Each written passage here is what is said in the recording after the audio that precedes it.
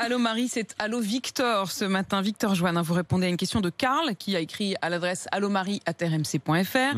Il réside à Elancourt dans les Yvelines et il vous dit: malgré la présence d'un autocollant Stop Pub sur notre boîte aux lettres, nous continuons de recevoir des prospectus. Que faire? On le comprend, Karl, parce que c'est énervant d'avoir des pubs qui débordent tous les jours. Ça pollue en plus, c'est plus de 2 kilos en moyenne par mois, du papier qui finit la plupart du temps à la poubelle. Et l'autocollant Stop Pub, il n'est pas toujours bien respecté par les distributeurs, malgré l'amende, 450 € prévue, et une amende qui sera triplée l'année prochaine. La loi a aussi été modifiée pour être plus précise et donc plus efficace. Mais avant ce durcissement de la loi, qu'est-ce qu'il peut faire, Karl? Alors déjà, on peut essayer de rendre l'autocollant Stop Pub plus efficace. Des fois, il n'est pas très visible, des fois, il n'a pas l'air très officiel, donc les livreurs, ils savent pas trop, on va être indulgent avec eux. On peut essayer de le rendre plus visible. On peut également essayer de convaincre ses voisins d'en mettre un aussi. Visiblement, c'est plus efficace quand tout le monde en a, et des commandes groupées sont disponibles auprès des associations comme stoppub.fr ou Zero Waste France. Si ça ne marche toujours pas, alors là, il est temps de passer en mode